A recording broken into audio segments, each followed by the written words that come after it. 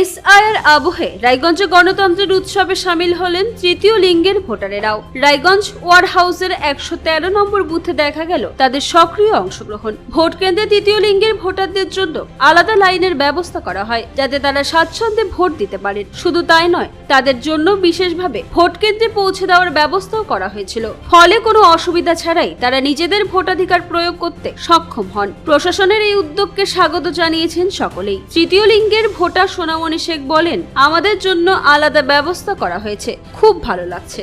আগে এত সুবিধা পেতাম না, আজ আমরা সম্মানের সঙ্গে ভোট দিতে পেরেছি, এতে সকলেই খুব খুশি। ভোট দিলেন? হ্যাঁ, ভোট দিলাম। কেমন লাগছে? খুব ভালো লাগছে। এসআর আবহাওয়ায় তো মনে হয়েছিল যে মানুষের মতো আরো অন্য লোকের মতো আমরাও আমাদের মনে ভোট কাটা পড়বে, কিন্তু আমাদের কাটা পড়েনি। আমাদের উত্তর দিনাজপুরে 64 জনের ভোট, ট্রান্সজেন্ডার হিসাবে আরো বেশি ভোট আছে, প্রায় 150 কাছে ভোট। এই যে ভোট দিলেন, কি আশা রাখছেন? যে জিতবে ভালো কাজ করবে, সমাজের হয়ে আমাদের হয়েও কাজ করবে।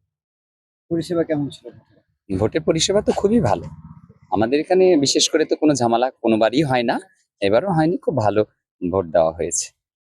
লাইনে কতক্ষণ ছিলেন? আমাদেরকে বেশিক্ষণ দাঁড়াতে হয়নি, কেননা দুটো লাইনের মাঝখানে আবার আমাদের জন্য একটা নির্বাচন কমিশনার থেকে একটা লাইন করা হয়েছিল, তো তার জন্য আমাদেরকে বেশিক্ষণ দাঁড়াতে হয়নি। পরিষেবা ভালোই দিয়েছে। খুব ভালো পরিষেবায় আমরা ভোট অন্যান্যবারের দিয়েছি। তুলনায় কেমন?